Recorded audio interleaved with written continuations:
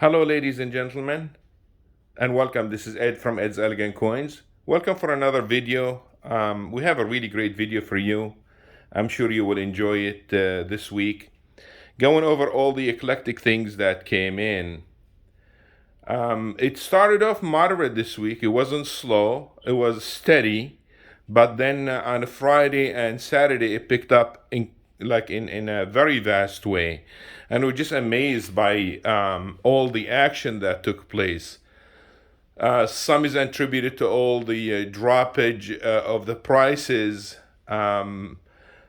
People taking advantage of the prices and buying on the dips. There were some other people who were just selling estates. It was basically action loaded in both directions, on the buying and on the selling, which makes really for a great week. And we're gonna go over all the goodies that we kind of took, which I'm sure you will enjoy. This stuff here you don't see every day, and as a coin dealer or as a collector, when that comes across the shop, it's just like, oh wow, this is what I've been waiting for. So the life of a coin dealer, or the way the business is done, you have this steady business going in, then you get like a massive estate collection or a massive purchase, then it slows down.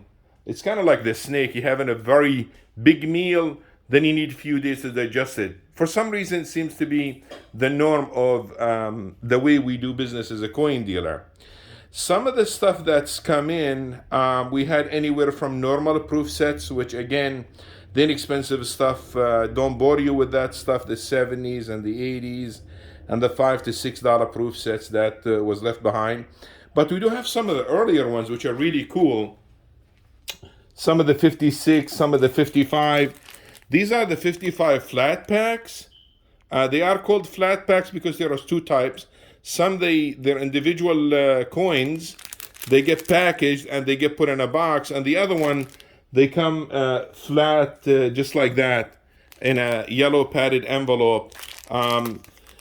What you will notice is most of these are sealed, which adds a tremendous amount of value. So if, let's say, this one here is about $100, a sealed one, and this one here is probably etching close to $200, which makes them very, very special.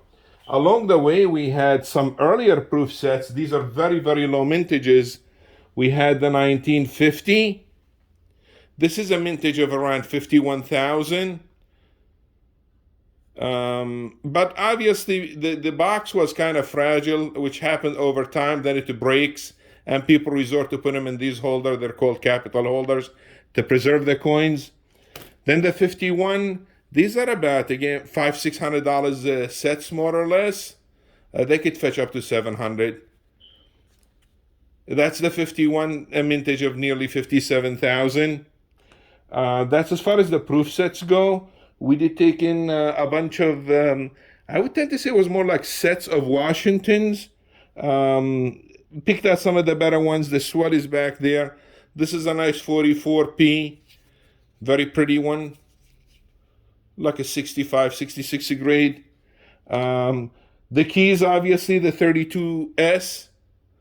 Lower grade. You would see normally in a typical, average collection, or a set that is, the 32D. These are the two expensive coins in this set. Unless you have some of the earlier ones. The later ones, even in uncirculated conditions, they're not that expensive unless they have mint marks. This is a 35. Again, nice uncirculated piece. So much material, I'm going to have a hard time finding or squeezing all that stuff in the video. So bear with me. A beautiful 41. We have 46D and 46S for that matter. Two gems as well. It's so refreshing to see these coins, like I said, in this condition. You see them quite often in lower grades, but not in these high grades as often. We move on to the Franklin Halves. This was another, it looked like a set, or partial set, I should say. This is the 1849. That set started from 1948 until 1963. This is 1949. The 50 is nice.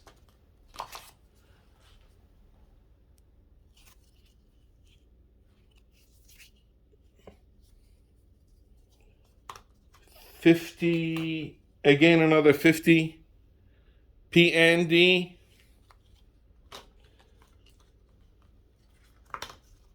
51 PDNS.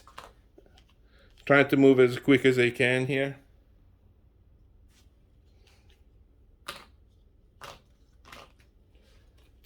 $53 PNS. The 53S is the king of them if it were to be like full bell line, which means all the three the lines and the bell, they're continuous. Unfortunately, this isn't. It still is a decent coin. We had the 54S, 53D, 55P. That's a 1 year type.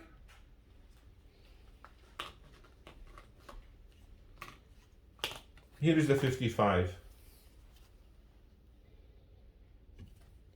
And we go on as far as those go. We did pick up a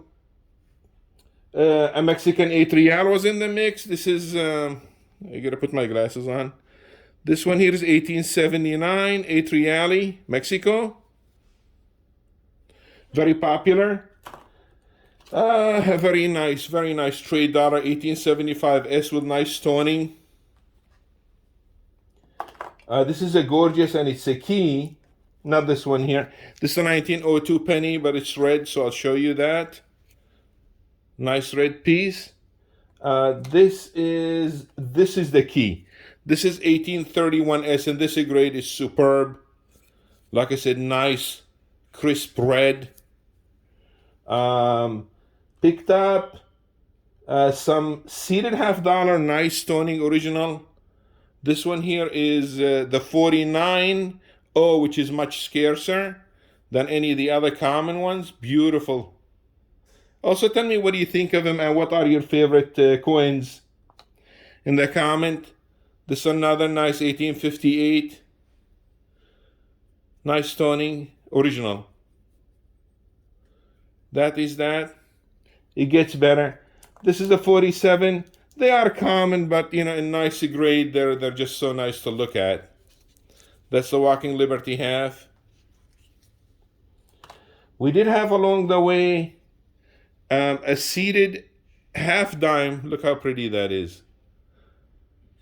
I love the little guys. Nice, especially when they're original, nice frostiness. Here is another one, but this is a scarce one.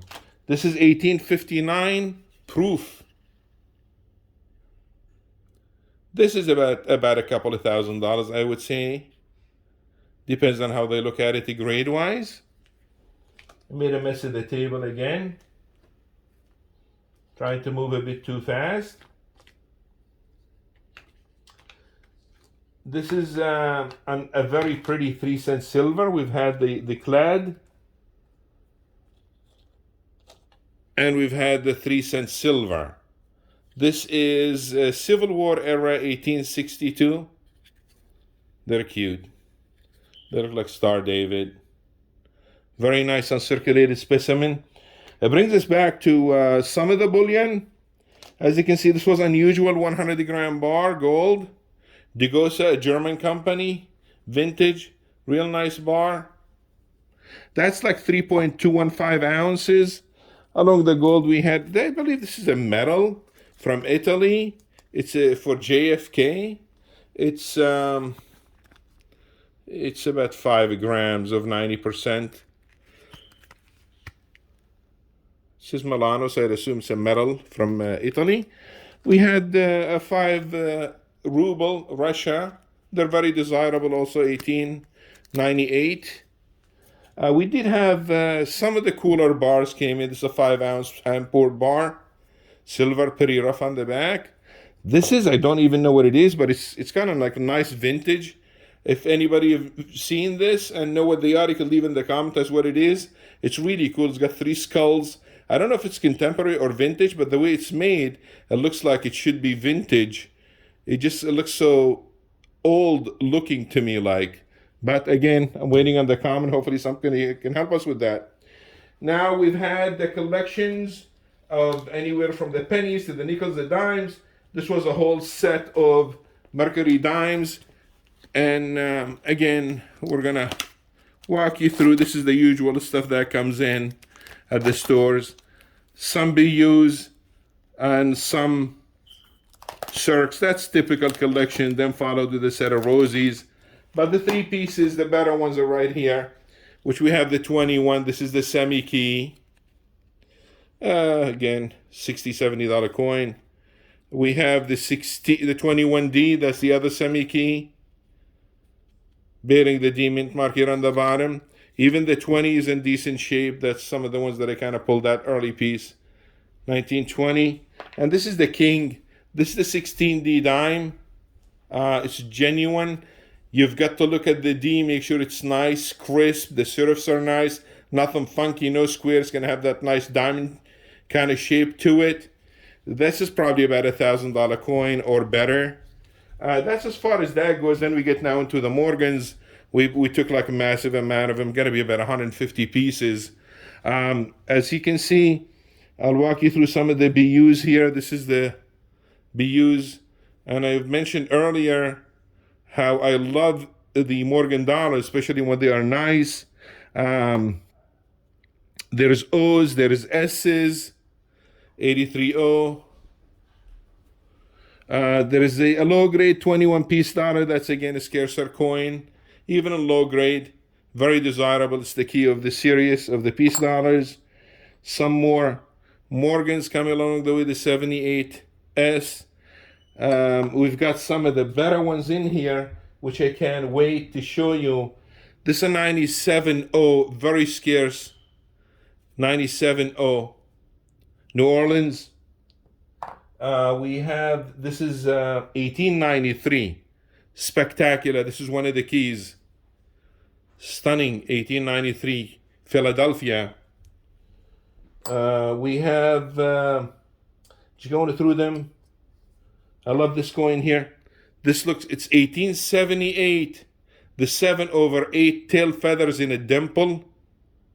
You can see the contrast, mirror finish.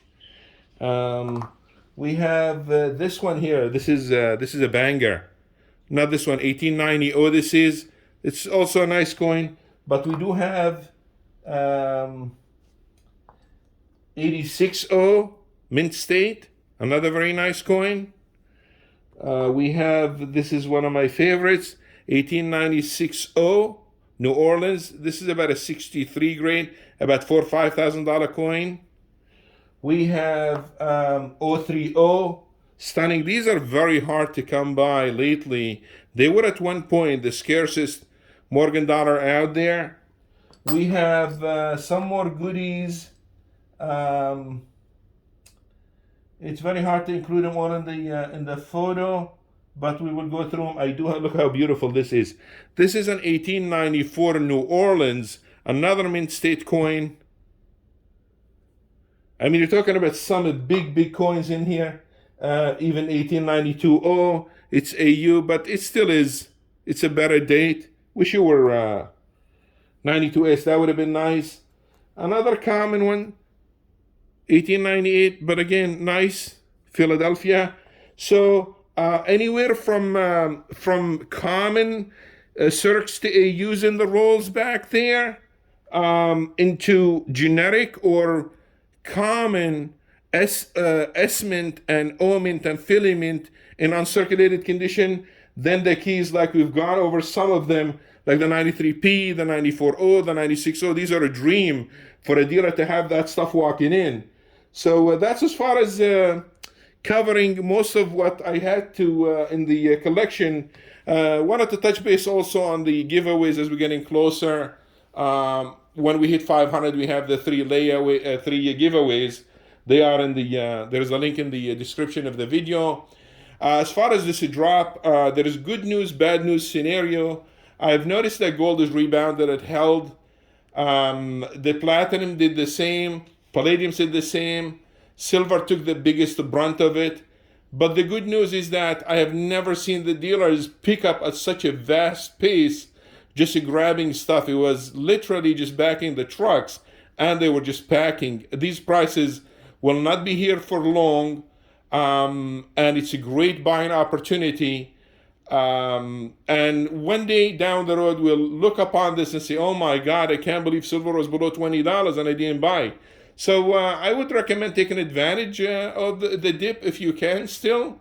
You could wait it out as well.